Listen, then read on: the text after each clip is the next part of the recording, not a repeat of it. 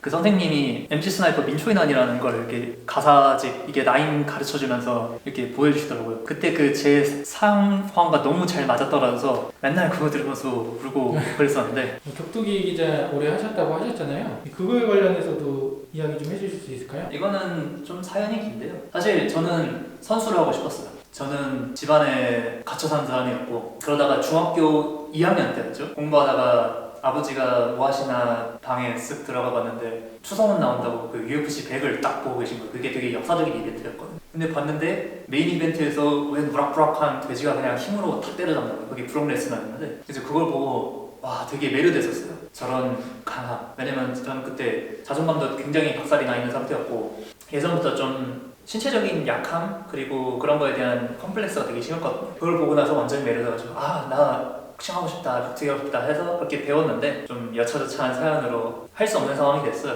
그러다 보니까 그러면은 나 이거 쫓아다니면서 배운 거라도 좀 그 자랑하고 싶다, 아는 척 하고 싶다 해서 그 앤디오 이종격투기 카페에다가 칼럼이라고 글을 쓰기 시작했었고 근데 그러다 보니까 자만심이 확 차오르는 거예요. 제가 그 성격이 굉장히 오만해가지고 이게 쓰다 보니까 이제 카페니까 이제 같이 활동하는 사람들끼리는 조금 오고오고 해주잖아요. 그러니까 그 자기 뽕에 취해버리니까 나 글 너무 잘 쓰는 것 같은데 이 정도면 내가 기자라는 사람들보다 잘 쓰지 않겠어 라는 말도 안 되게 오만한 생각으로 이제 그 당시에 종합격투기 매거진 원톱이었던 엠파이트에 지원을 넣었어요. 근데 그때는 엠파이트가 그 사람을 안 쓴다 그래가지고 몬스터짐이라는 데다 지원을 해서 그때부터 기자 일을 시작하게 됐었는데 왜냐면 거기서 이해가 안 되지만 받아줬거든요. 객원 기자라는 좀 어중간한 형태긴 했지만 저를 기자로 써줬어요. 그게 제가 고등학교 2학년 때였을 거예요. 근데 이렇게 웃긴 게 그 몬스터짐의 엠파이트가 인수합병이 됐어요. 그래서 저는 엠파이트에서도 일을 하게 한 걸로 돼 있어요. 뭣도 모르던 그 시절에 네이버 뉴스 뚫고 그래가지고 막 뽕에 취해 있었죠. 처음으로 이제 욕도 많이 먹었어요. 왜냐면은 사실 지금 와서 보면 말도 안 되는 글들을 좀 썼거든요. 잘 먹힌다는 싶은 글쓰기 패턴 하나를 계속 우려먹고 그 문장도 완성되어 있는 상태가 아니었고 근데 그렇게 하다 보니까 조금 완성도 있는 글에 대해서 좀 관심이 생겨가지고 큰이모께서 입시학원을 하시는데 야 너 그래도 대학원 가야 되지 않겠냐? 그래도 그러면 과는 제가 가고 싶은 대로 가겠습니다 해서 신문방송학과를 갔고요.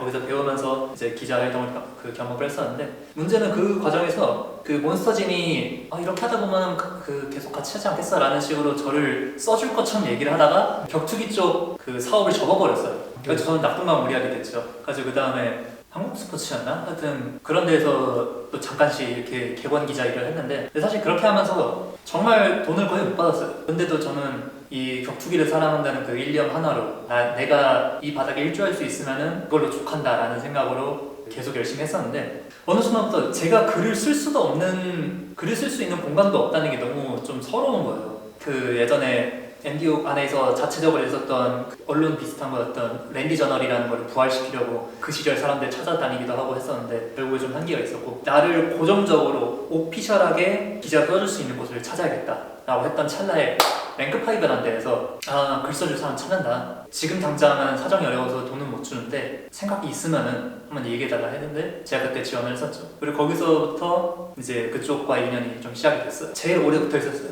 1년 9개월 그리고 처음으로 직원이라는 이름을 달고 제대로 일을 했었는데 사실 그때도 정직원은 아니었고요. 그리고 그때가 이제 제 격투기에서의 마지막 일정이었죠. 정말 좋았어요. 사실 편집장님 한 분 계시고 이제 다른 같이 하시는 분들도 있지만 제대로 소속돼 있는 건 저 하나 정도인 그런 느낌이었는데 편집장님이 이거를 나중에 보게 되실지는 모르겠지만 사실 저는 그때 두 번째 아버지라고까지 생각을 했었어요. 정말 믿고 따랐고 이렇게 한 길을 오래 걸어왔던 사람이 그리고 이렇게 열심히 하고 있는 사람이 그리고 그 뒤를 따라가다 보면은 어느샌가 나도 이 바닥에서 빼놓을 수 없는 그 항상 찾게 되는 그런 사람이 되지 않을까라는 막연한 기대감으로 따라다녔던 것 같아요. 이제 아마 시간이 지났으니까 편집장님도 이런 얘기를 하는 거를 좀 이해를 해주실 거라고 생각을 해요. 지금 와서도 그분을 나쁘게 이해하고 싶은 마음은 전혀 없거든요. 그럴 수밖에 없는 상황이었던 걸 알고 제가 그때 한번 이렇게 그러면 여기서 제대로 직원이라 생각하고 일을 하자라고 얘기를 해가지고 하루에 9시간 근무, 일주일에 6일 근무를 해서 그리고 물론 대회 있는 날은 휴일 반납이고요. 그렇게 해서 일을 했는데 제가 거기서 2년 가까이 일하고 나갈 때까지 받은 최대의 월급이 40만 원이었어요. 생활이 안 되죠. 근데 이게 시간이 지날수록 지치지는 않을 수가 없더라고요. 나는 분명히 최선을 다해서 그렇게 일을 하고 있는데 돈을 많이 버는 것까진 필요 없더라도 하루에 밥은 다 먹고 살고 싶다. 너무 힘들더라고요. 그래가지고 좀 지쳐가던 무렵에 한번 쇼부를 보기로 했어요. 지금 그 맡고 있는 일들 정말 그 집중해가지고 열심히 몰아서 하면은 2시간이면은 대부분은 끝내니까, 그리고 앞으로는 휴일도 없이 할 테니까 하루 2시간 30일 최저임금만 쳐달라. 그렇게 하면 대충 계산기 두드려 보니까 그 당시 기준으로 그럼 40만 원인데, 그러면 내가 그렇게 하고 복학해서 학교 다니면서 그 지금 하는 일만큼 하고 지금만큼 돈을 달라라고 했었는데, 그러면은 이제 뭔가를 더 그 일을 시켜야 될 때 내가 부탁을 해야 되지 않느냐, 그리고 너가 일단 그렇게 생각을 하게 됐다는 거는 아무래도 너를 더 못 쓸 것 같다라고 얘기를 해주더라고요. 그리고 마침 저도 그 격투기 안쪽에서 보고 있었던 많은 매너리즘과 부조리에 대해서 되게 질려있던 상황이었고, 그만두라고 했을 때 아쉬운 마음도 있었지만 오히려 시원섭섭하게 네 지금까지 감사했습니다 하고 나올 수 있었던 것 같아요. 참 아쉽죠. 지금 와서도 열심히 했다고 당당하게 말할 수 있어요. 그때는 군대 갔다 와서도 저 이거 할 수 있겠죠? 라고 물어봤었는데 그때는 그럼이라고 하시다가 나중에 가시니까 장난 못하겠다라고 하시더라고요. 그러니까 거기서부터 제 스스로 좀 불신이 커졌던 것 같아요. 내가 이 바닥에서 과연 오래 살아남을 수 있을까? 항상 편집장님이 저한테 해주셨던 말씀은 그거였거든요. 그렇게 좋아서 달려들면 이용당한다. 이제 편집장님한테는 저희 아버지 같았던 그분에게는 정말 죄송한 말이지만, 제가 나갈 때 들었던 생각은 결국 나도 이용을 당하고 버려진 거다 라는 좀 슬픈 생각이 들더라고요. 근데 지금 와서 사실 원망하잖아요. 왜냐면은 그럴 수밖에 없는 상황이었다는 걸 알아요. 그 랭크5라는 데 자체로 들어오는 돈이 정말 얼마 없었고, 그리고 그 상황에서 사실 저한테 돈을 따로 줘가면서 일을 시키는 것 자체가 굉장히 큰 부담이었을 텐데, 그 돈 똑같이 달라고 하면서 그 2시간만 일하겠다라고 얘기를 하니까 예쁘게 보일 수가 없었겠죠. 그럼에도 제가 느끼는 그런 불안함과 그거를 대신해주지 못했던 거고요. 그리고 그렇게 격투기를 그만두고 나서 1년 넘게 그렇게 좋아하던 격투기를 단 한 경기도 못 봤어요. 또 왜요? 볼 수가 없었어요. 너무 마음이 안 좋아서. 그러면 이제 새로 사랑할 걸 찾자라고 해서 찾아갔던 게 스타크래프트였고요. 힘들게 겪으신 일이나. 사실 제가 막 대단히 특별한 집안에서 자랐다 생각을 하진 않는데, 나름대로 얘기를 할 만한 에피소드들은 분명히 있는 집이었어요. 일단 아버지가 초등학교 2학년 때인가 3학년 때인가 집에서 쫓겨나셨고요. 아버지가 쫓겨나셨다고요? 예. 그래서 저는 제 생모와 제가 어린 시절에 제가 기억할 수 있는 어린 시절 대부분을 보냈어요. 이제 그 외가 쪽이 다 거의 같은 동네에 모여서 살았었는데 전반적으로 공부하는 분위기였거든요. 큰이모가 그 입시학원을 하고 계시고요. 큰이모께서 정말 하지 않았어야 했던 말을 제 생모한테 얘기를 해버렸어요. 우리 사촌 중에서 얘가 머리는 제일 좋다. 거기서부터 이제 그 비극이 시작됐죠. 그 얘가 저입니다. 근데 저는 그 앉아서 엉덩이 붙이고 공부하는 거에 흥미가 없는 학생이었어요. 그 말에 삘꽂힌 생모가 저를 집안에 가둬놓고 때려가면서 공부를 했었는데 그 수위가 좀 지나쳤었죠. 심한 알코올 중독 환자이다 보니까 이제 그런 게 여러 가지가 맞물려가지고 두드려 맞고 공부하고 두드려 맞고 공부하고 하는 생활이 반복이었어요. 밖으로 돌아다닐 수도 없다 보니까 그냥 학교 학원 집이었으니까 친구를 사귀지도 못했고, 왜냐면 친구들끼리 같이 서로 집에 놀러가고 그런 것도 못하는데 뭐 어떻게 해요. 저 본인 성격 자체도 저 잘난 맛에 살려고 하다 보니까 초등학교 내내 마음 따랐고, 그리고 집에 돌아가면은 뭐 두드려 맞고 공부하고 두드려 맞고 공부하고. 정상적인 이유로 맞았으면 좀 덜 억울했을지도 모르겠어요. 제가 아직까지도 기억나는 에피소드 중 하나가 이문열 만화 삼국지를 정말 좋아해가지고 집에서 자꾸 그거 들여다보고 있으니까 너가 이것 때문에 공부를 안 한 것 같아 라고 해서 그 만화책을 저기 책장 위에다 이렇게 쌓아놨었어요. 그래서 손 안 댔거든요. 그런데 갔다 와서 따라보니까 약간 더 기울어졌대. 그래서 맞았어요. 근데 사실 그렇게 하면서도 그 당시에는 그렇게 막 원망 같은 걸 하지는 않았던 것 같아요. 뭔가 잘못됐다는 걸 조금씩 느끼기 시작했던 거는 이제 저를 아예 죽이려고 했을 때, 그 3번에 걸쳐서 좀 목숨 가지고 장난을 치는 걸 보고서 그 이후에 불신의 씨앗이 이제 싹트기 시작을 했었죠. 그게 몇 살 때쯤이에요? 3번인데 하나가 초등학교 4학년 때였고요. 그때는 집에 있는 손도끼로 손목 자르려고 이렇게 하는 거를 아버지한테 갈게요 이 한마디 해서, 이제 왜냐면 그때 그 당시에 그 한마디는 나는 사람에게 포기하겠다 했어요. 그 집 안에서. 그걸로 일단 한 번을 탈출했었고, 두 번째로가 초등학교 5학년 때인가 6학년 때였던 것 같아요. 지금 생각해보면은 아마 가짜였던 것 같기는 한데, 하여튼 그때 너 같은 건 살 가치가 없다 하면서 독약이라고 알약을 주더라고요. 몇 개 먹고 울면서 살려주세요 이렇게 하니까 해독제라고 하면서 주더라고요. 3번째는 진짜로 죽을 뻔했던 거였는데 제가 그때 중학교에 간 다음에 잘 졸았어요 공부하면서. 근데 제가 그때 당시에 처음으로 학교에서 친구들이 생겼었거든요. 너 학교 가서 그렇게 잘 지내고 즐겁게 하니까 교복 입고 그 책상 앞에서 공부하면은 잘 안 들지 않겠냐라고 했는데 교복 입고 졸았어요 또. 근데 그때는 이제 그 저를 방 안에 가둬놓고 불을 질렀었는데. 불을 질렀다고요? 예, 이거는 아마 공소시효 지나서 아마 타격은 안 갈 것 같긴 한데, 하필이면 이제 좀 낡은 집이었거든요.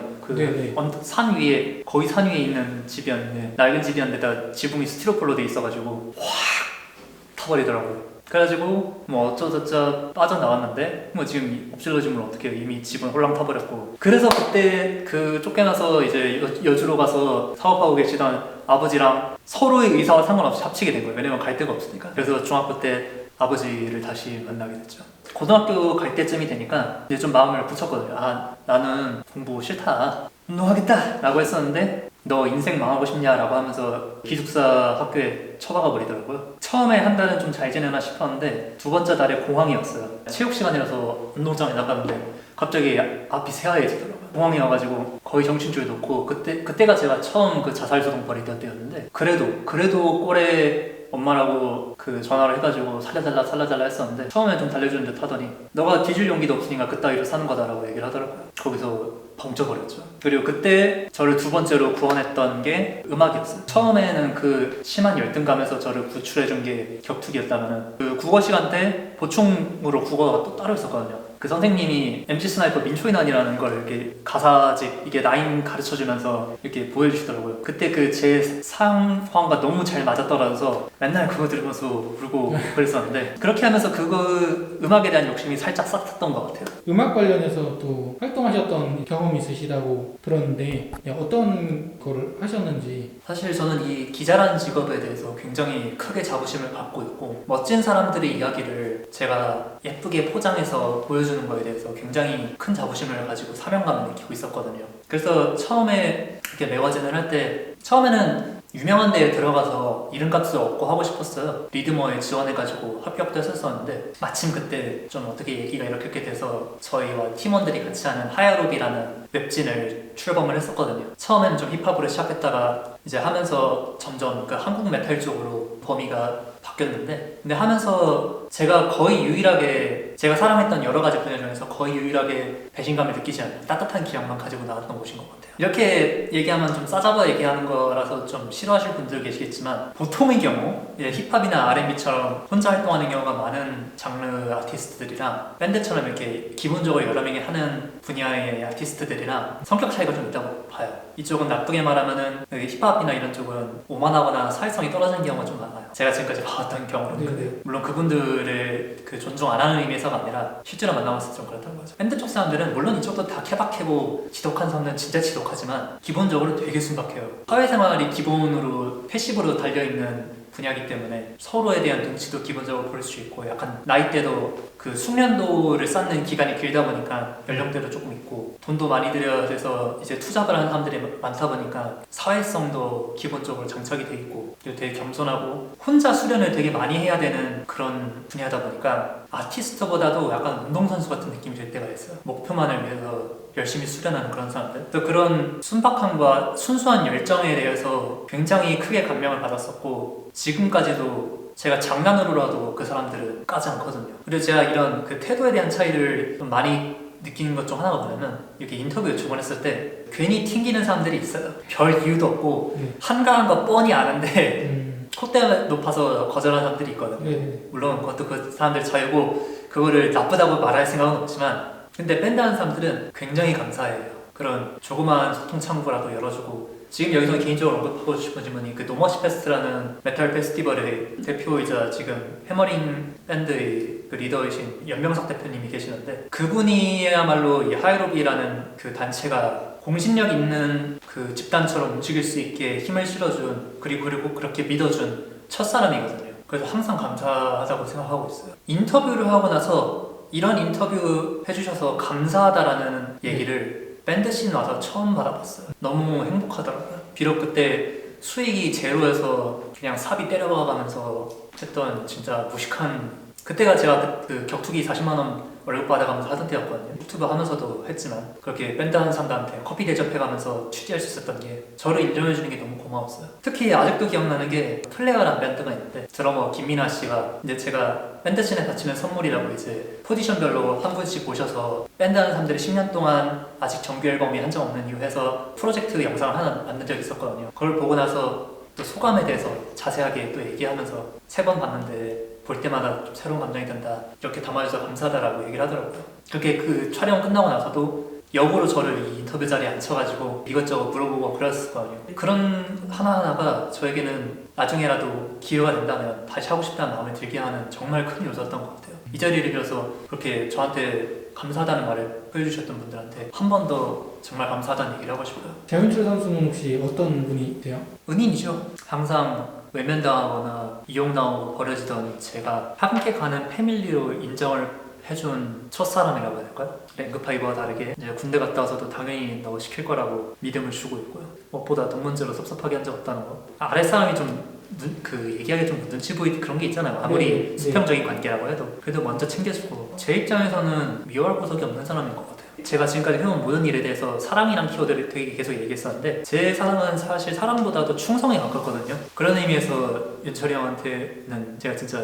온 마음을 담아서 충성하고 있죠. 그리고 사실 이런 일을 하면서 단 한 번도 이직이나 이런 거를 생각해 본 적이 없는 게, 말 통하는 상사가 있다는 게 얼마나 큰 행운인지 잘 알기 때문에 굳이 또 모험을 하고 싶지 않아지더라고요. 이제 앞으로 계획에 대해서 좀 이야기를 하려고 하는데, 개인적인 계획이랑 튜브 채널에 대해서 계획이 있으실까요? 쭉튜브로는 아마 이 토크를 일단은 쭉 할 것 같고요. 사이드로 이런저런 거를 버프앤너프할 때도 그렇고 뭐 선수 분석도 그렇고 이런 사이드를 하나씩은 계속 찾아갈 생각이에요. 뭐 개인적인 욕심이 끈 쭉튜브는 뭐 앞으로 어떻게 될지 장담은 못하겠지만 그래도 몇 달에 한 번씩이라도 만족할 만한 퀄리티로 들고 오도록 하려고 해요. 윤철이 형이 이번에 결혼하시면서 분가를 하시는데, 그래서 좀 더 안정적으로 윤철이 형만 보여주는 컨텐츠를 보여드릴 수 있지 않을까 생각도 좀 하고 있습니다. 그리고 개인적으로는 사실 이것저것 다 찔러봐다가 결국에 돌고 돌아 쭉튜브만 지금은 하고 있는데, 이제 좀 오랫동안 마음 한켠에만 담아놨던 음악 작업을 다시 시작을 하려고 하고 있어요. 원선님이 진행하는 오디션에도 제가 이제 나가려고 하는데, 뭐 이렇게 나오고 나서 그 예선 컷하면 되게 쪽팔리겠지만 이제 그거랑 개인적으로 싱글 작업도 지금 준비를 하고 있는데, 이제 이렇게 나왔을 때 음악인 유아람도 한 번 정도는 이제 관심 가져주시면 감사하겠다고 말씀드리고 싶습니다.